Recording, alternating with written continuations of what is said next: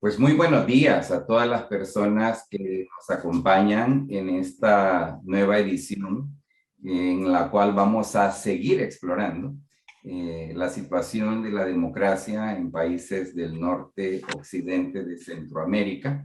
Mi nombre es Oscar Chacón, soy el director ejecutivo de Alianza Américas. Les damos la más cordial bienvenida y aprovecho para desearle a cada una de ustedes y a sus familias todo lo mejor en el año 2022. Sigue siendo un año lleno de complicaciones. Obviamente la carencia o las dificultades democráticas no es nuestro único problema. Seguimos bregando con COVID-19 como una de las grandes desafíos que vamos a enfrentar este año. Quiero pedirle a todas las personas que nos acompañan que pongan sus micrófonos en forma de escuchar para minimizar los ruidos y podamos escucharnos mejor. Hay compañeras y compañeros en el equipo técnico que van a vigilar también que si hay micrófonos abiertos, los vamos a cerrar. Welcome everybody. My name is Oscar Chacón. I'm the Executive Director of Alianza Américas. I also want you to know that there should be interpretation, although I don't see the buttons for interpretation. Hazel, if anybody can help us in the technical side, to make sure that we do have interpretation available. That was the intent, but I don't see the interpretation button on the bottom of the screen. If we can correct that, that would be great, because otherwise we will have a problem with English-speaking people in attendance. Please bear with us for a few minutes. The program was conceived to be for a conversation in Spanish with simultaneous translation. But as I said, I don't see the interpretation button that is customarily at the bottom of the screen. So bear with us for a few minutes until we find a way of resolving this matter. Regresando al español, quiero decirles que el año pasado tuvimos un evento preliminar justamente para revisar, ¿verdad?, el tema que nos ocupa esta mañana, que es el tema del Estado de la democracia en países del norte occidente de Centroamérica. Y en aquella conversación nos acompañaron varias personas a quienes invitamos justamente por sus roles destacados en diferentes países centroamericanos.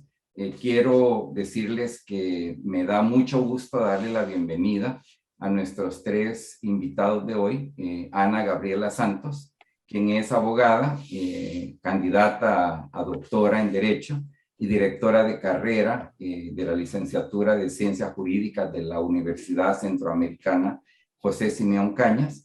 Ella es docente e investigadora con interés en Derecho Electoral, Derecho Constitucional, Derechos Humanos y Democracia paritaria. Nos acompaña también Osvaldo Samayoa, quien es profesor de Derecho de la Universidad San Carlos de Guatemala y la Universidad Rafael Andívar. Tiene un doctorado en Derecho Constitucional Internacional de la Universidad de San Carlos de Guatemala y es un consultor independiente en Derecho Constitucional Internacional, Derechos Humanos y Derecho Penal, además de ser también un defensor de derechos humanos. Y finalmente nos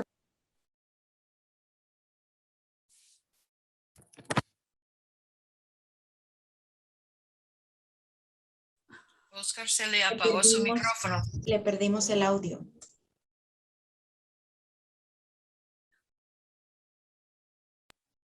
Sí, no sé cómo se activó desactivó mi micrófono, así que le pido disculpas. Estaba presentando primero a Gabriela, luego a Osvaldo y luego a Efraín.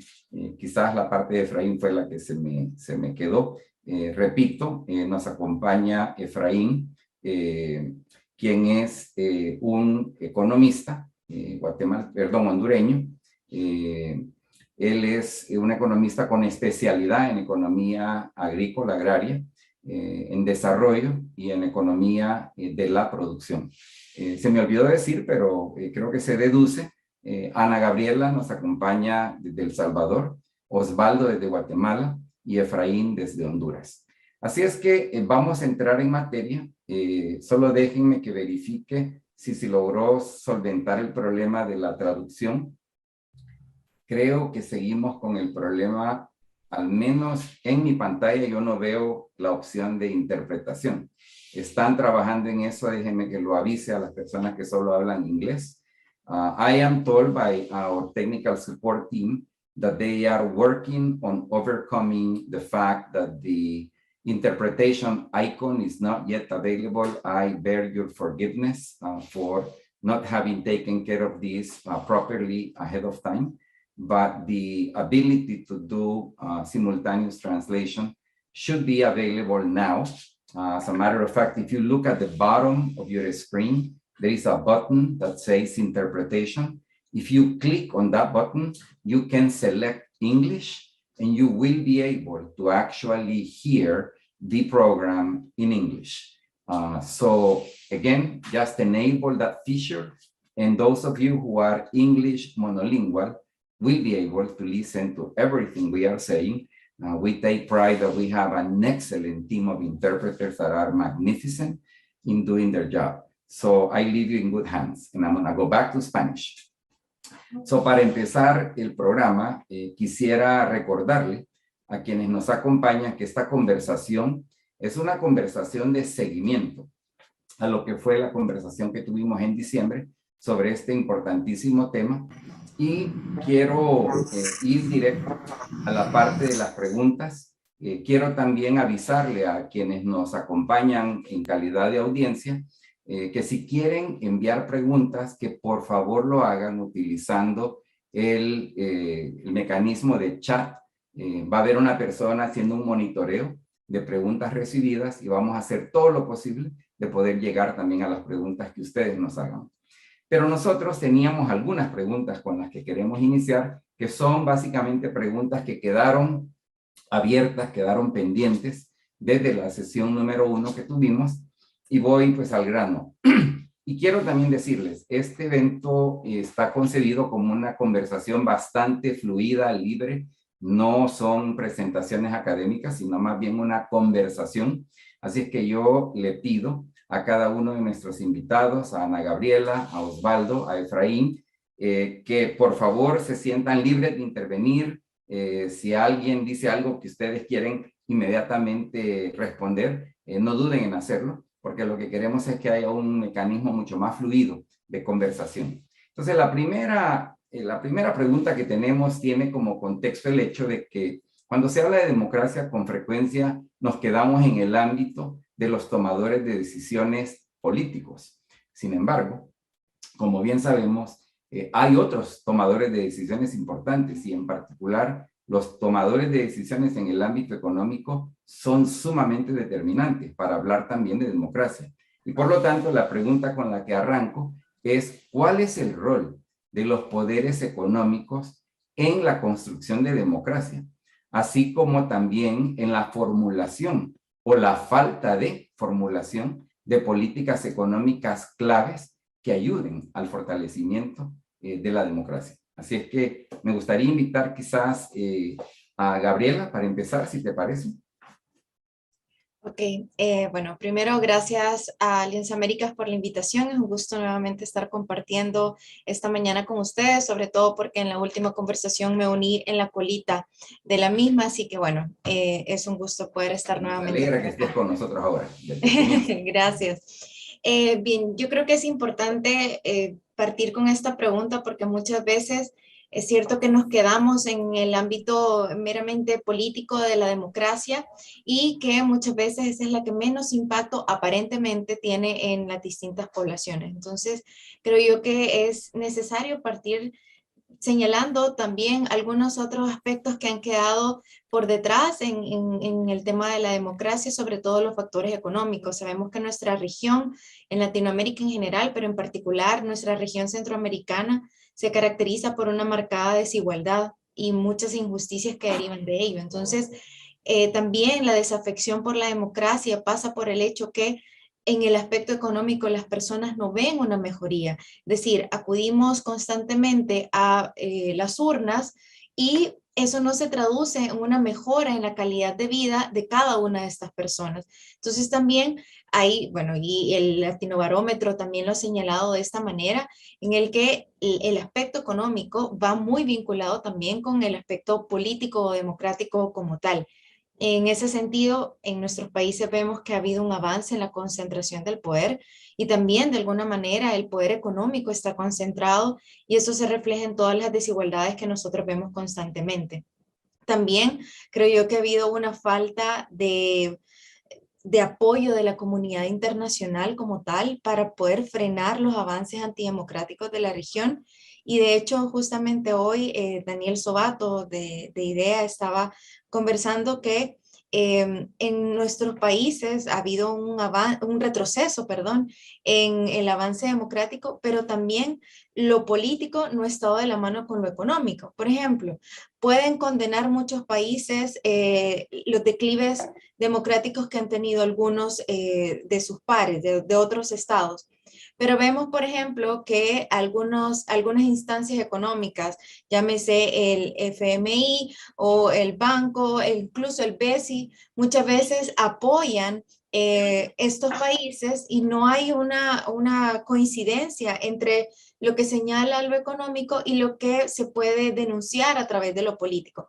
Entonces, ¿qué es lo que pasa? Al final del día, una declaración de decir condenamos este Estado por lo que está haciendo no va a tener impacto como si los préstamos que se le conceden a cada uno de los estados. Entonces, como no hay un enlace y no se va caminando de forma paralela en estos dos aspectos, vemos también que vamos avanzando en los aspectos antidemocráticos y el poder que está, o quienes concentran el poder, concentran a la vez el poder económico y esto no se refleja realmente en la población. Entonces, esa desafección, creo yo, antidemocrática se debe a que en el día a día las personas no logran percibir la diferencia, y eso es súper grave, la diferencia entre que hay una persona autocrática en el poder a que hay una persona con rasgos democráticos bastante fuertes. Entonces, eso es algo que nos debe, creo yo, llamar la atención y ver de qué manera podemos ir trabajando en ese sentido.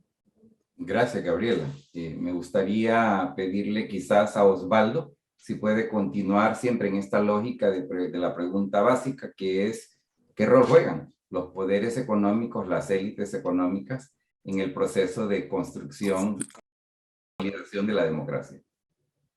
Osvaldo. Bueno, gracias, Oscar. Saludar a todos y todas quienes están aquí en este espacio importante de debate, de diálogo, de poder analizar también lo que está sucediendo. Es bastante complicado, digamos, cuando hablamos de los poderes económicos y democracia, porque la primera pregunta es quizás si al poder económico tradicional, por ejemplo, de estos países les interesa realmente gobiernos democráticos. Desde el siglo XIX, que nos volvieron enclaves bananeros, pasando por monocultivos y un modelo extractivo de recursos naturales, sin respetar ningún tipo de derecho de los pueblos originarios o pueblos indígenas, se han vuelto realmente sistemas captadores de los recursos que no pagan impuestos o no han llegado a hacer sus contribuciones como tales, y al mismo tiempo financian ilícitamente, en algunos casos, o financian para sus intereses a los partidos políticos de turno, de tal forma que distraen o malversan, o sea, se prestan a la malversación de los fondos públicos, se favorecen de contratos a partir de negocios ilícitos con quienes ocupan el poder político. Entonces, es difícil, digamos, decir en este momento son sumamente importantes para la democracia, porque en la historia no lo han reflejado así.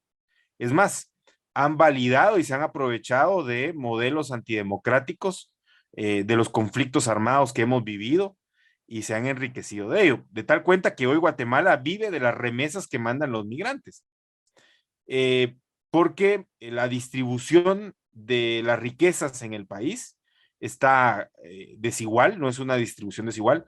Prefieren comprarse un helicóptero. Somos el país, Guatemala es el país con más helicópteros en Latinoamérica. para sus personas que pagar el salario mínimo. Entonces, no podemos hablar, digamos, de que hasta la fecha hayan sido los actores de la democracia. Y aquí hay un punto importante que lo decíamos también en la sesión anterior. No podemos reducir la democracia a los procesos electorales, que ha sido una trampa en la que nos han puesto. Pensar que ir a elegir es democracia y realmente solo la elección de personas que luego van en contra de todas las libertades, la cooptación de mercados, los monopolios que enfrentamos y al mismo tiempo la no distribución equitativa de los ingresos, entonces, digamos, no podemos hablar realmente que estén contribuyendo a la democracia, sino que la distorsionan, se aprovechan de ella y tratan de reducirnos un discurso basado únicamente en lo electoral, lo cual nos distrae de las verdaderas necesidades que tenemos. Esto tiene una profundidad un poco más sensible en contextos interculturales como el guatemalteco, en donde grandes empresas, grandes mineras, por ejemplo, llegan incluso a quemar las casas de personas de pueblos indígenas para que abandonen fincas, territorios, a propósito de poder explotar estos bienes naturales, avalados y cuidados por la Policía Nacional, por el Ejército, acompañando sus vehículos en tomas vergonzosas, en donde los vehículos privados de estas grandes empresas, a la par van corriendo los policías para que nadie dañe sus vehículos, pero ellos están quemando las casas de estas poblaciones. Entonces, digamos, bajo todas estas realidades, yo me distancio cuando hablamos del poder económico, de entender al poder económico como un poder democrático. Eso, por supuesto, me lleva a muchas críticas aquí en el país, porque lo primero que me tildan es de comunista, de izquierda, de mil cosas. Pero no es ese el sentido de la crítica. El sentido de la crítica es que no ha sido un poder económico tendiente a la democratización, sino que ha sido un poder económico que al parecer le ha interesado aprovecharse de estos desórdenes estatales que hemos vivido lamentablemente y de esta tradición hiperpresidencialista, casi dictatorial, que durante muchos años nos ha guiado. Ahora, para no extenderme mucho, ¿no? En ese planteamiento de democracia y economía, sí, la democracia y la economía tienen una estrecha relación. Es una relación, diría yo, sin la cual no se puede desarrollar una de la otra. Y dentro de ese ámbito, lo que tenemos que analizar es quiénes son los actores que deben de llevar adelante la economía del Estado. Y cuando identificamos estos actores, nos damos cuenta que los que están de parte del ámbito político están siendo manipulados por un poder económico que se ha aprovechado de las debilidades y las deficiencias estructurales de estos estados. De tal cuenta que no podríamos decir que las democracias actuales estén siendo impactadas por las políticas económicas, sino que las democracias actuales son deficientes por las deficientes políticas económicas y el aprovechamiento que tienen estos actores privados. Efraín, te dejo a ti la última intervención en esta pregunta, antes de compartirles un par de comentarios que me estaba mordiendo la lengua aquí de no hacer, pero adelante primero, Efraín. Muy bien. Bueno, en primer lugar, creo que coincido bastante tanto con Gabriela como con Osvaldo en su apreciación sobre el tema económico, ¿verdad? Naturalmente y que históricamente Centroamérica y nuestros países particularmente han tenido un modelo económico esencialmente desigual y excluyente, ¿no? Y eso ha significado, pues, el hecho de tener poblaciones, amplias poblaciones en nuestros países que viven en situación de pobreza. Y eso, por supuesto, está muy relacionado con las estructuras de poder, ¿no? O sea, ese modelo excluyente y desigual ha creado una estructura de poder económica que tiene una influencia política muy determinante en lo que ha pasado en nuestros países. Y no necesariamente ha ido en la dirección de fortalecer la democracia, sino que se ha ido adaptando, se ha ido ajustando a sus propios intereses. Y después, sobre todo, en el caso hondureño, digo, a partir de los años 80, la influencia de las políticas neoliberales en nuestros países, aunque no aplicadas totalmente, ha venido también a crear todavía mucho mayor desigualdad, unido pues a una serie de medidas en la cual se ha ido debilitando progresivamente el Estado, el papel del Estado en la economía, y se ha creado, digamos, un sector privado que realmente se ha beneficiado en demasía en relación, digamos, con lo que estas políticas han traído. Como bien lo señala Osvaldo, igual en el caso hondureño, por ejemplo, este hecho de las grandes concesiones de recursos naturales mineros, proyectos hidroeléctricos, ha traído como consecuencia entonces que se ha aumentado la conflictividad social, digamos, en nuestros países, en el caso hondureño, inclusive con enfrentamientos en comunidades violentamente, ¿no? Sobre todo, digamos, a poblaciones indígenas, pero también defensores de los derechos humanos, lo cual ha significado no solamente violencia, sino que también asesinatos recientemente en el departamento del Empira. Acaba de ser asesinado un líder indígena, Lenca, que tenía un papel importante ahí en la lucha por la defensa de los recursos naturales. Entonces sí me parece que han habido contradicciones muy claras entre el poder económico y el fortalecimiento democrático. Y me parece que lo que desde mi punto de vista es que necesitamos democratizar el capital en nuestros países. Yo hablo de que se habla mucho de los éxitos macroeconómicos, por ejemplo, digamos en nuestro país, en Honduras, se habla de los éxitos macroeconómicos y muchos de estos son avalados, como hoy decía Gabriela, por los mismos organismos internacionales, el Banco Mundial, el Fondo Monetario. Pero esos índices macroeconómicos no se traducen en beneficios, en reales concretos para las poblaciones, ¿no? En generación de oportunidades, mayor empleo, mayores ingresos. Hemos visto en estos 2 años de la pandemia las precariedades del sistema de salud pública y el sistema de educación, donde el que más ha sido golpeado es precisamente el sistema educativo nacional público, en el cual hay una gran cantidad de niños y adolescentes no han tenido acceso a la educación, o si la han tenido ha sido realmente demasiado limitada. Entonces ha venido a profundizar aún más las desigualdades y eso, claro, es causa de la migración para nuestros países. Bueno, como señalaba Osvaldo, en el caso hondureño estamos hablando que las remesas representan casi el 22% de nuestro Producto Interno Bruto. Actualmente esa estabilidad con reservas internacionales fuera de serie que tenemos actualmente en el país se debe precisamente a un incremento sustantivo en las remesas que nadie puede explicar con bastante claridad cómo en una situación de contracción económica tenemos, digamos, tanto aumento en las remesas y unas reservas internacionales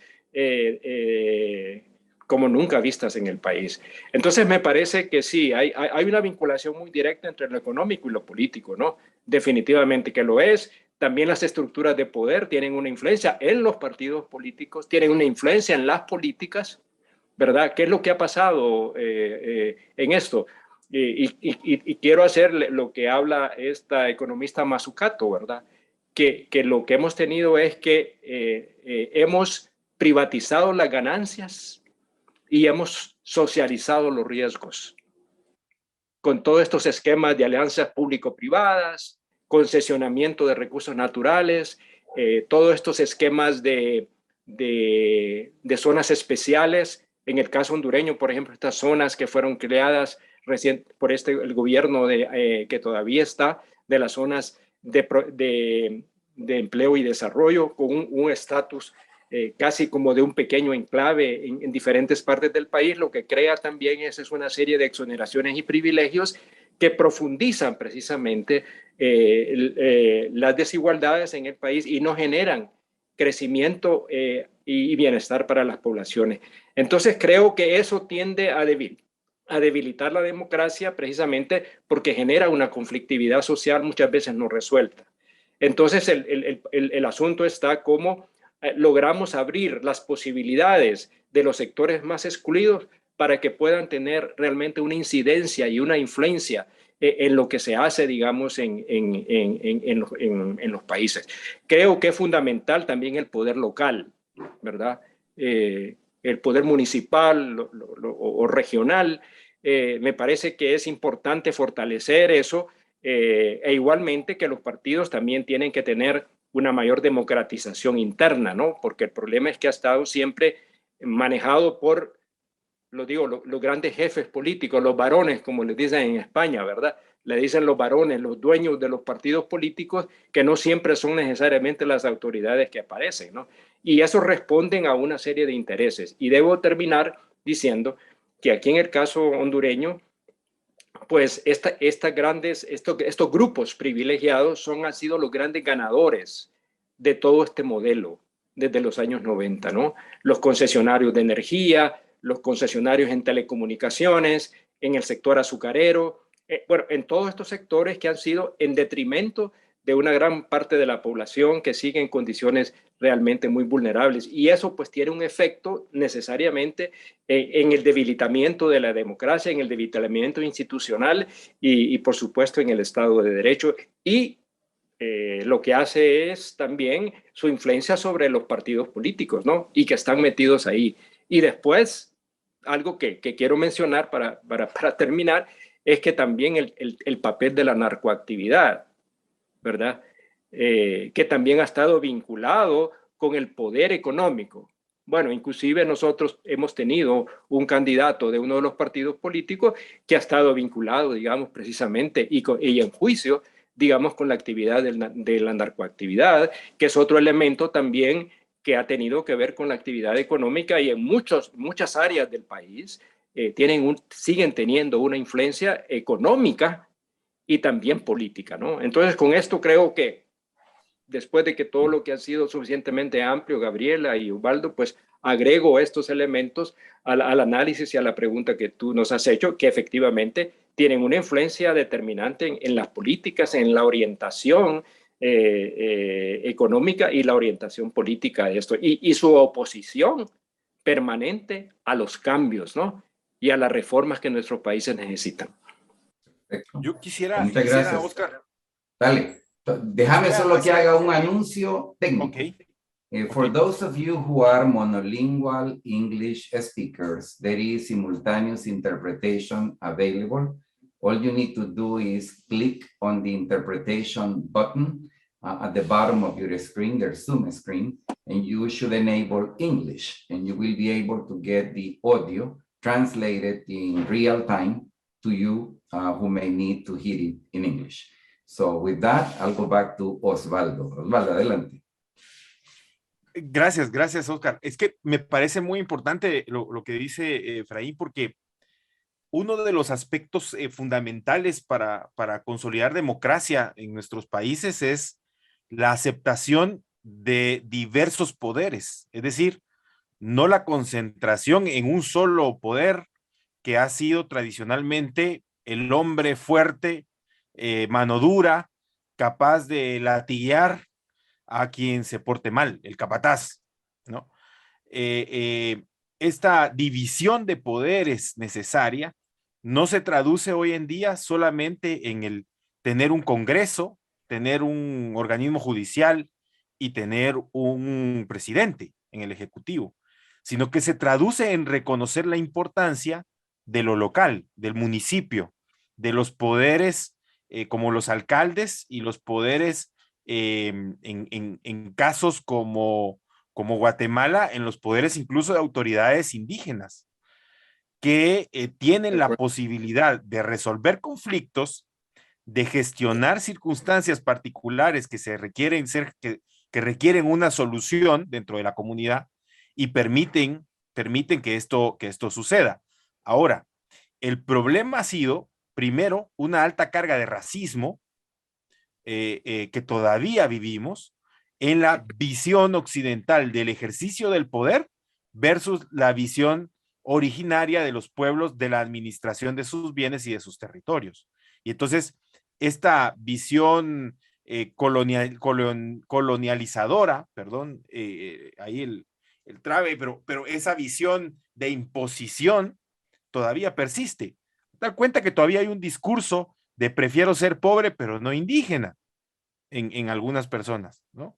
Esa visión racista es una visión cargada aún en la sociedad. Bueno, eso ahí viene un segundo elemento. Esto ha llevado a lugares de los países en donde no hay Estado. Hay una total ausencia de Estado. Y entonces, la falta de poder consolidar un poder local desde el Estado le abre la puerta a lo que Efraín decía. Grupos de narcotráfico, que son básicamente quienes deciden quién va a ejercer el poder, cómo lo va a ejercer y bajo qué intereses. Es más, el mismo Estado quiere a veces llegar y lo que recibe el Estado es un rechazo total de la población, porque al final el narcotraficante está supliendo todas las necesidades que ya se tenía. Y no pensemos solo en narcotráfico, ¿no? Hablemos de trata de personas, hablemos de tráfico de armas, tráfico de municiones. Sí, el crimen no solo organizado. droga, digamos. Todo el crimen organizado y lo que genera alrededor. Esto está, digamos, este es uno de los problemas fundamentales que tenemos que afrontar. Cómo recuperar los territorios, y no estoy hablando de una visión de soberanía, sino desde una visión de legitimidad en el ejercicio ciudadano de los derechos para la construcción democrática dentro de estos espacios. Esto me parece a mí que es clave y que Efraín lo ha puesto aquí. Y ahí el poder económico o los poderes económicos tienen un papel relevante, porque precisamente en una idea de libre mercado como la que se quiere instalar, pero que nunca se instala porque es una venta de humo nada más en nuestros países, en esa idea podríamos poder generar capacidad local, capacidad territorial de competencia, de producción, de poder generar exportaciones, importaciones, un modelo económico más equitativo dentro de ese espacio territorial. Y eso el poder económico debe de entenderlo. Por supuesto, las grandes empresas, las grandes corporaciones van a entrar, pero no tienen que entrar con la visión de destrucción como ha sucedido en otros espacios. Solo quería apuntar eso porque me pareció muy importante que esto que Efraín decía del narcotráfico, ¿no? Y esos poderes. Yo quisiera comentarles que, en primer lugar, no hay ninguna duda de que estamos hablando aquí del caso de Honduras, Guatemala y El Salvador. Pero estos no son, digamos, desafíos exclusivos de estos tres países. Son desafíos que afectan a la mayoría de naciones en el mundo de hoy. Ciertamente son desafíos muy patentes, muy palpables en los Estados Unidos de América. El sector corporativo, el sector privado no ha demostrado estar en un rol pionero, ¿verdad? De fortalecimiento, construcción de democracia, ampliación de derechos, sino que más bien con frecuencia han estado en la retaguardia. Y creo de que nos estamos aproximando a una segunda pregunta que también yo quiero formularles. Pero antes de eso, también compartirles que hace muchos años yo tuve una conversación muy educativa, muy placentera, viajando de Houston, Texas a Chicago. Me tocó sentarme a la par de un tipo que resultaba ser un ejecutivo de una empresa noruega que venía de Sudamérica, de cerrar algunos negocios, y hablamos precisamente del rol del sector privado. Y me parecía muy refrescante escuchar la perspectiva de un ejecutivo en jefe de una empresa familiar que me hablaba con mucha claridad sobre cómo él, como un líder de una empresa internacional, consideraba la democracia, consideraba la justicia económica como valores plenamente reconciliables, ¿verdad? Con su interés de ciertamente hacer más dinero. Yo creo que el problema fundamental del sector privado es que cuando lo concebimos como un sector omnipotente, como un sector por encima de cualquier regulación, de cualquier restricción, únicamente encargado de generar y acumular cada vez más ganancias, ahí es donde se generan los problemas. Y creo que en nuestros países, en América Latina, no tenemos una buena tradición de construcción de un sentido de responsabilidad social legítima por parte del sector privado. Y también traigo a colación que en días recientes hubieron noticias en Estados Unidos sobre una iniciativa que ha lanzado desde hace varios meses la vicepresidenta Kamala Harris, por medio de la cual ella le está apostando a la idea de incrementar la inversión extranjera directa en estos 3 países centroamericanos como antídoto, ¿verdad?, ante los patrones de expulsión de personas que lo vemos plasmado en los flujos migratorios. Y yo he afirmado en varias ocasiones que si se trata simplemente de poner más capital en un sistema que no ha sido distinguido, ¿verdad?, por su compromiso con la construcción de la democracia o la promoción de la igualdad económica, no vamos a llegar a ningún lado en cuanto a superar viejos problemas. Y creo que muchos de los comentarios hechos por ustedes básicamente respaldan esta lógica de pensamiento. Pero me gustaría que nos movamos a una segunda pregunta clave porque el tiempo va avanzando. Y esto tiene más que ver con los individuos, ¿verdad?, en nuestros países. O sea, mucha gente en nuestros países se sienten totalmente sin poder alguno, ¿verdad?, en cuanto a cómo cambiar las cosas. Y esto tiene mucho que ver con lo poco que se ha hecho en cuanto a formación democrática, lo poco que se ha hecho en llevar verdaderamente a todos los rincones de cada país el principio que la persona, que el ciudadano, la ciudadana, tiene derecho también de ser no solamente un espectador, sino un partícipe en la construcción de democracia. Y entonces la pregunta que quisiera escuchar respuestas lo más puntuales, concisas, breves posibles para poder llegar a una tercera y escuchar preguntas de la audiencia, más bien leer preguntas de la audiencia, tiene que ver con cómo ven ustedes el rol, en este caso de las autoridades estatales, en fracasar en cuanto a promover esos derechos del individuo o en cuanto a promoverlos, o cuál idealmente debería de ser ese rol. Y quizá vamos a empezar en el mismo orden para asegurarnos que todos tengan una participación. Empezaría contigo, Gabriela, seguiríamos con Osvaldo y terminamos siempre con Efraín. Sí, yo creo que es importante partir desde la información ciudadana. Es necesario, pues, para poder saber cuál es nuestro rol, qué podemos hacer, estar informados. Y muchas veces también desde el poder lo que se hace es que la población acceda a la información existente y también esa falta que ha habido histórica realmente en temas de educación, educación ciudadana, educación cívica en general. Creo yo que hay una deuda enorme en ese tema. Igual, si lo pensamos desde un punto de vista más realista, también pasa que al poder no le conviene, pues, que la población esté informada, porque lo que buscan es todo lo contrario, y eso es una lástima porque en principio cada funcionario, el Estado como tal, debe de tener en el centro de su función a la persona humana, pero en la práctica lastimosamente eso no sucede. También creo yo que necesitamos retomar el sentido de lo comunitario, el sentido de lo colectivo. En la medida que no nos organicemos, creo yo que no vamos a poderle hacer frente a todos los desafíos que se nos presentan en nuestras sociedades. Todo lo que se hace desde el poder, desde la concentración del poder, creo yo que se puede ir trabajando precisamente con la organización ciudadana en todas sus formas. Entonces creo yo que cuando nos sintamos un poco perdidos de cómo hacemos, de qué manera podemos influir, hay que partir desde nuestro espacio, creo yo, viendo de qué manera nos podemos organizar en nuestra colonia, en nuestro barrio. Siempre, creo yo que eso es una de las cosas que son más importantes, lastimosamente también en nuestra historia centroamericana, en nuestra historia de El Salvador también.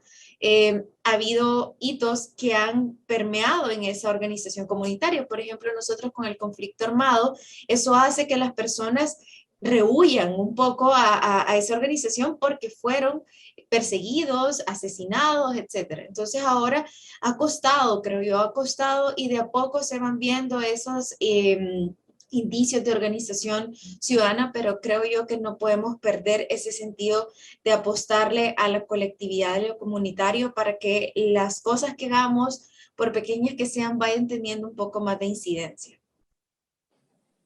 Gracias, Gabriela, Osvaldo, y les insisto en la importancia de la puntualidad, brevedad, para poder avanzar. Sí, yo concuerdo con Gabriela en el tema de recuperar lo local. Me parece que eso es importante, esa organización cercana, digamos, que se tiene que tener con el vecino, con el vecindario como tal, y con lo comunitario, ¿no? Eso es importante.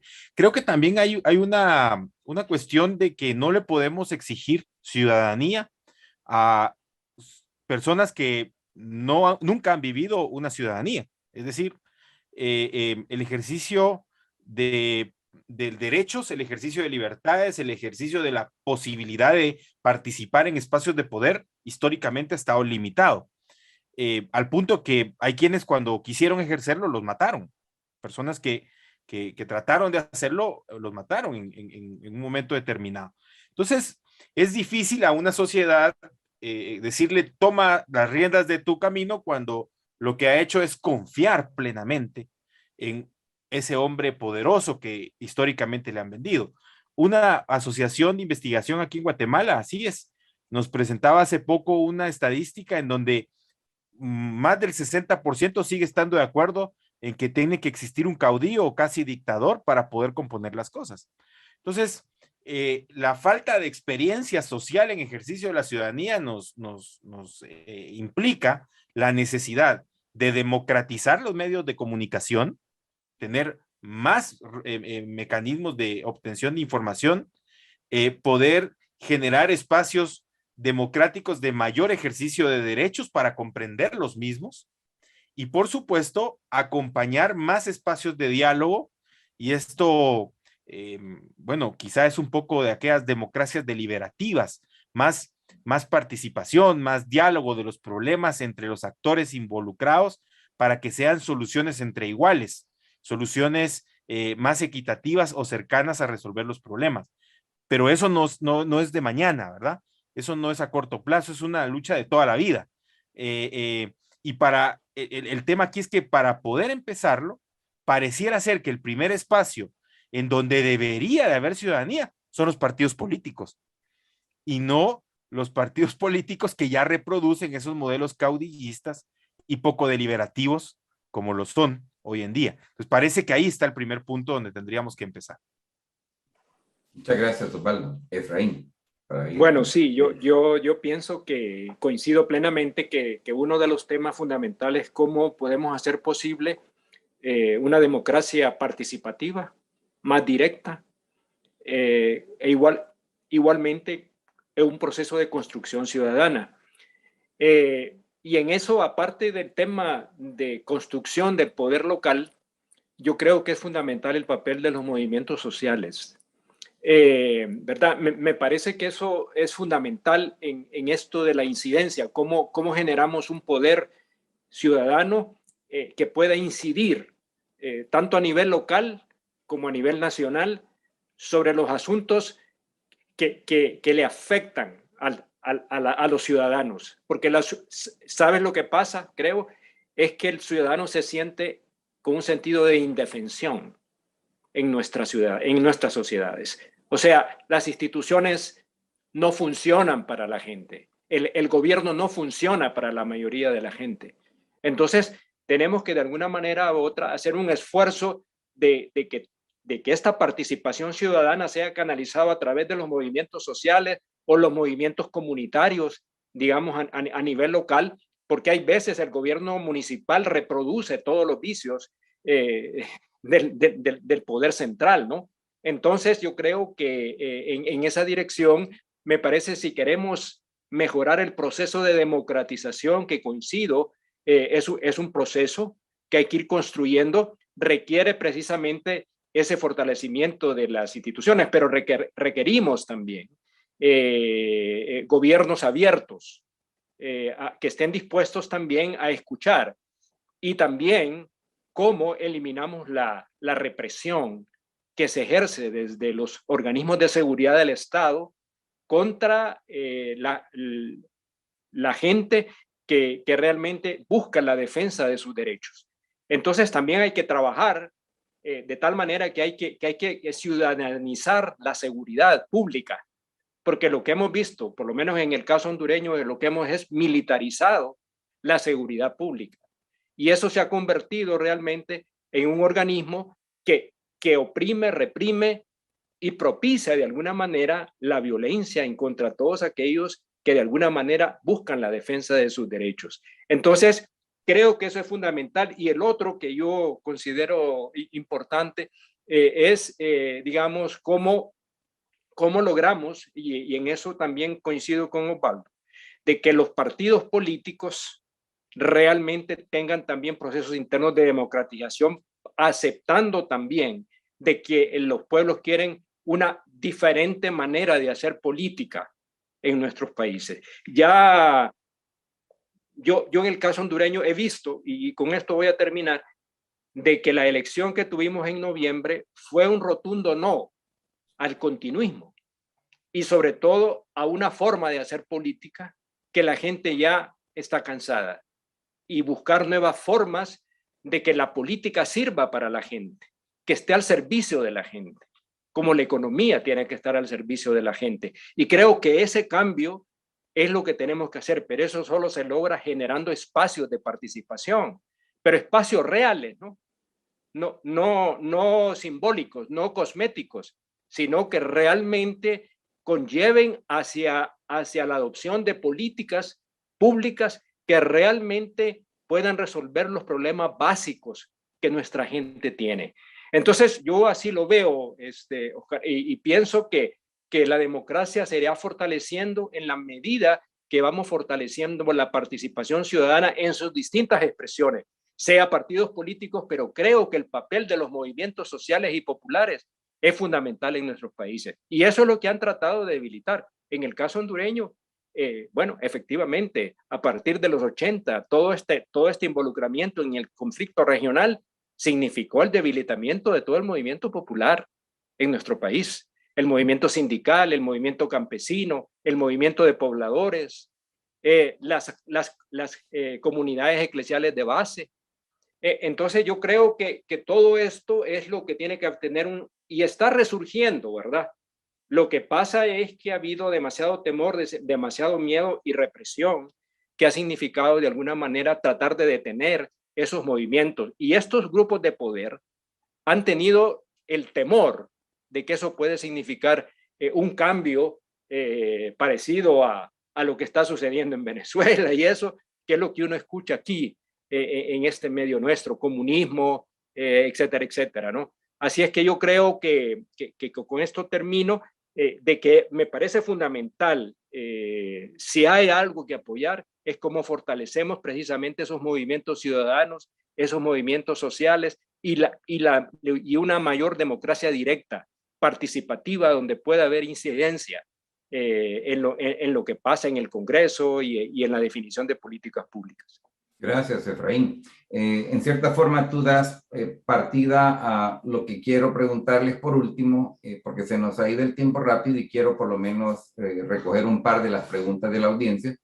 Pero quisiera, si de manera súper breve, un minuto, minuto y medio, si pueden decirnos, en opinión de cada uno de ustedes, cuáles van a ser eventos claves en el 2022 cuando de construcción de democracia se trata en el caso de Honduras, Guatemala y El Salvador.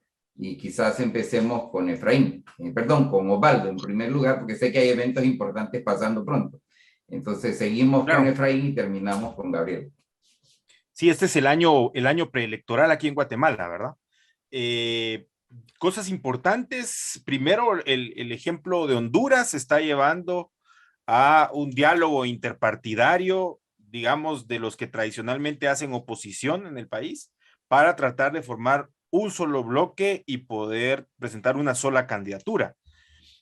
Si tomamos en cuenta la estadística, básicamente la oposición podría ganar la presidencia y tener una mayoría en el Parlamento si se unifica, porque en su dispersión siempre saca votos que sumados lo llevan a segunda vuelta e incluso a ganar. Eso está en marcha y eso me parece que va a ser muy interesante ver si logra consolidarse, porque entonces sí tendríamos una fuerza política de oposición participando electoralmente, sabiendo que eso no soluciona los problemas en el corto plazo, pero sí sería, como bien dice Efraín, un rotundo no al continuismo. Ahora, dentro de este marco de procesos, y si esto fuera un ejercicio deportivo, a estos tres delanteros potentes que tiene el Estado, cooptados, el Ejecutivo, el Legislativo y el Judicial, sabemos que tenemos un procurador de los derechos humanos, tenemos un ministerio público como dos defensores ahí que juegan a poder sacar de área a la corrupción y a la impunidad que hay. Sin embargo, este año en Guatemala se elige fiscal general y se elige procurador de derechos humanos. Por supuesto, no son elecciones populares, sino que es mediante procesos de comisiones de postulación, uno por decanos de derecho y otro por el Congreso de la República para elegirlos. Y eso ya marca un tema importante. Quien llegue al poder, sea electo en el 2023, se va a enfrentar a instituciones que el día de hoy van a tener ya puestos desde quienes ejercen el poder actualmente y están siendo criticados, van a ejercer el poder con este tipo de oposiciones, digamos, institucionales. Ministerio Público, Procurador de Derechos Humanos, Corte de Constitucionalidad. Entonces, las expectativas son cómo se consolida esta oposición para darle un no al continuismo y regresar a esas luchas contra la corrupción e impunidad surgidas en el 2015, pero al mismo tiempo, cómo se logra que las personas que lleguen a ocupar los puestos de estos órganos extrapoder sean personas democráticas e idóneas para que puedan guardar ese equilibrio de seguir contra la impunidad, pero facilitar también y no ser obstáculo al ejercicio de una verdadera democracia. Efraín. Bueno, sí, yo creo que en el caso de Honduras, pues se dio algo que nadie esperaba, ¿verdad? Y los resultados han sido muy positivos para el país, al menos nos abrió la esperanza y la credibilidad que es posible un cambio en el país. Claro, el desafío es bien grande. Y uno de los desafíos fundamentales en lo que decía Osvaldo es cómo se logra consolidar y fortalecer esa alianza de partidos políticos de la oposición que hicieron posible ese triunfo.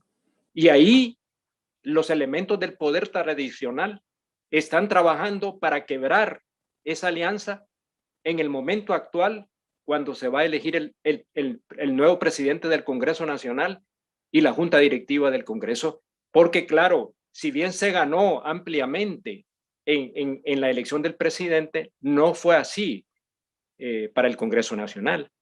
Entonces la alianza no tiene los suficientes diputados para la mayoría simple, ni mucho menos para la mayoría calificada. Entonces requiere la ampliación de los consensos con otras fuerzas políticas que sabemos han estado siendo parte del poder tradicional político que el país ha tenido. Entonces, y por otro lado, el desafío enorme para la nueva presidenta electa es cómo logra, tiene enormes expectativas, pero recibe un país maltrecho, con enorme crisis, limitaciones de recursos presupuestarios, endeudado. Entonces, hay que ver cómo se construye una agenda que fuera posible para poder dar pasos para cimentar las bases de un proceso de transformación y cambio, Oscar y amigos, en nuestro país. Y eso va a requerir la integración de un equipo de gobierno, de unidad, de reconciliación y construir diferentes consensos para poder gobernar adecuadamente en el país, sabiendo que tenemos esto. Afortunadamente, se han abierto canales internacionales importantes. Por ejemplo, sabemos que el gobierno de Estados Unidos ha mostrado una enorme apertura para la nueva presidenta electa. Las relaciones con México igual. Y yo quería enfatizar, con esto termino, Oscar, que es necesario también por los hermanos guatemaltecos y salvadoreños, cómo construimos realmente y fortalecemos a Centroamérica.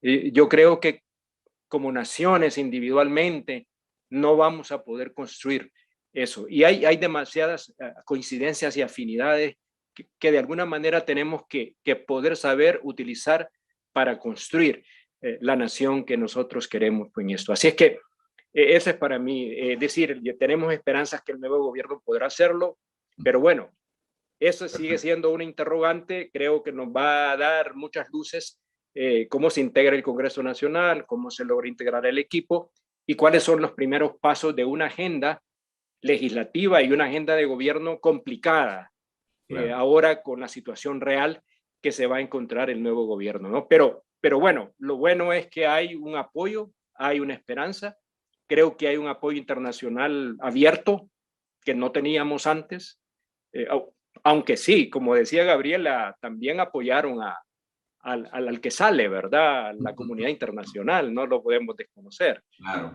Sin embargo, ahora creo que los ejes han cambiado, la situación ha cambiado y ojalá que también podamos, digamos, establecer una relación, por ejemplo, mucho más estrecha con El Salvador, que se había cortado, para solucionar algunos de los problemas también de carácter regional que tienen una incidencia en lo que pasa también en nuestros países. Perfecto, muchas gracias, Efraín. Vamos a pasar con Gabriela y desde ya pedirle a quienes nos acompañan si me pudieran dar 5 minutos extra del tiempo que teníamos estipulado para poder dar cierre adecuado a esta conversación. Desdichadamente siempre el tiempo nos traiciona, se nos va más rápido de lo que quisiéramos, pero te doy la palabra, Gabriela, para que tú nos también ilustres sobre cuáles van a ser hitos claves este año en El Salvador. Sí, bueno, yo creo que es conocida la deriva democrática que está teniendo El Salvador debido a la captura de distintas instituciones del Estado y lastimosamente ese panorama continúa. Entonces este año, digamos, los hitos claves son las elecciones de segundo grado, pues, y eso es lo que más preocupa. Las más inmediatas son la Procuraduría General de la República y también el Tribunal de Ética Gubernamental. Este tribunal, lastimosamente, tampoco ha jugado un papel decisivo e importante para poder frenar aquellos aspectos de corrupción a nivel de funcionarios. Entonces, va a haber tal vez más continuidad en esa función que tiene el tribunal que lastimosamente no se ha logrado percibir, pero lo que más preocupa es justamente eso, el tema de las elecciones de segundo grado que empezaron el año pasado, de las últimas cosas que sucedieron en el 2021 fue la elección del fiscal general que ya había sido en mayo destituido y puesto este mismo que se reeligió en diciembre. Entonces, ya la captura del Estado se va consolidando a pasos bastante rápidos, lastimosamente. Entonces, eso es lo que preocupa en este año. Y luego también el anuncio de mega obras por parte del presidente Nayib Bukele que viene a impactar lo que hablamos al inicio, que era el aspecto económico.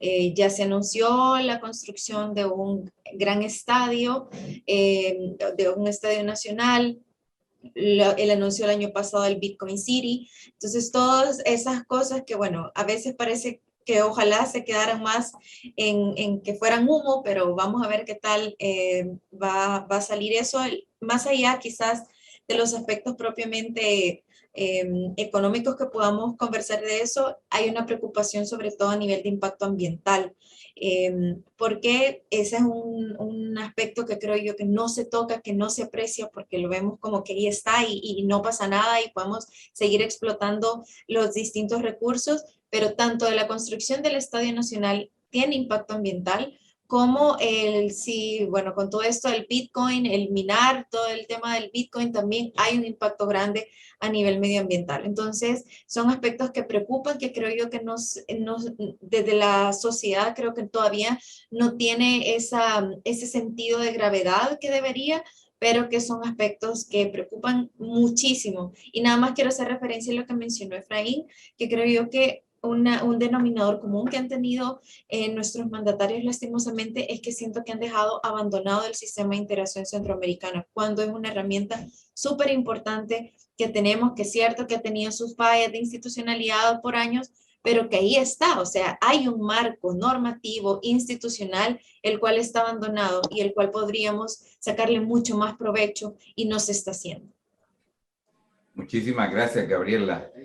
Hubieron varias preguntas, comentarios, creo que algunas se respondieron ya en comentarios hechos por ustedes. Solo hay una pregunta que quisiera rescatar y quiero pedirles de antemano que piensen en que van a enviar un tweet para cuando les pida que respondan. Es decir, que me respondan al estilo como quien va a enviar un mensaje de Twitter, ¿verdad? Porque eso solo para eso nos da el tiempo que tenemos. La pregunta es que vivimos, obviamente, en sociedades, en naciones que ya no viven en islas separadas, sino que por el contrario, vivimos en naciones que están profundamente conectadas en lo económico, en lo social, en lo político, con el resto del mundo. Es bien difícil decir que cualquiera de nuestros países puede tomar decisiones en cualquiera de esos ámbitos económico, político, social, sin pensar en lo internacional, ¿verdad? Porque hay repercusiones e interconexiones graves. Entonces, la pregunta esencial es, ¿cómo podemos estar hablando, en el caso de estos 3 países de construcción de democracia, en un mundo donde no todo lo que podemos decidir se puede decidir en la isla que representa cada uno de nuestros países? ¿Cómo reconciliar el interés nacional por países más democráticos con esta realidad de interdependencia económica, social, política y cultural incluso, como lo es la realidad en la que ahora vivimos? Entonces les pido nuevamente que sean súper breves y concisos. Y voy a empezar contigo, Gabriel. Me voy a quedar con lo último que dije, le apostaría a la integración. Creo yo que fortalecer la integración es lo que necesitamos hacer como país. Gracias, muy amable. Osvaldo. A mí me parece que la recuperación de la agenda regional de democratización es importante.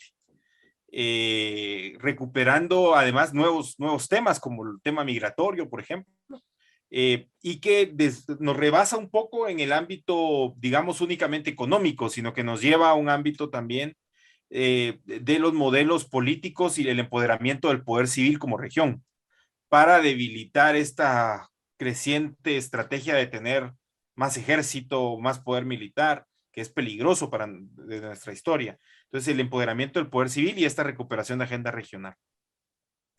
Y terminamos con Efraín.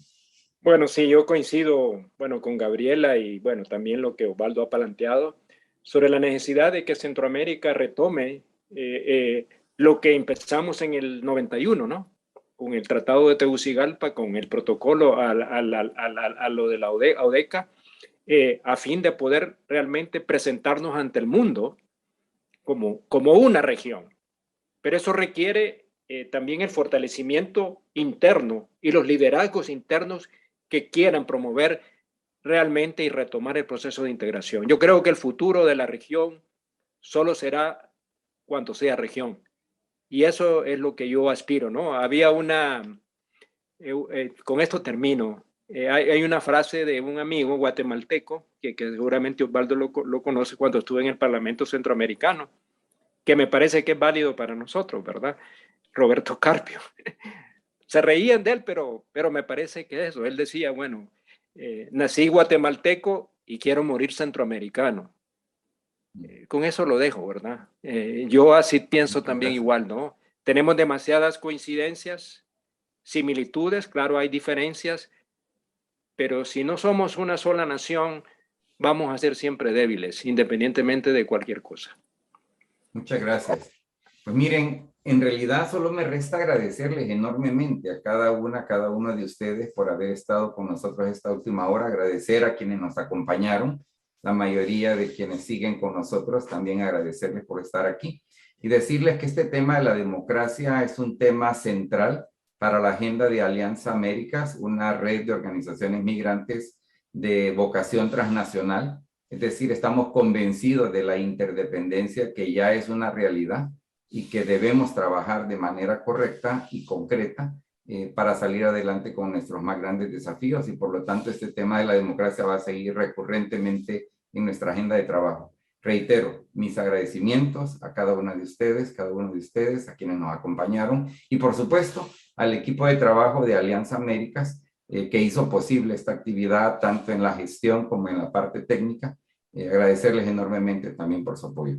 Muchísimas gracias y recuerden que el evento va a estar disponible en YouTube, donde lo podrán consultar de manera posterior. Muchísimas gracias. Pasen buenas tardes. Gracias. Buen día. Gracias.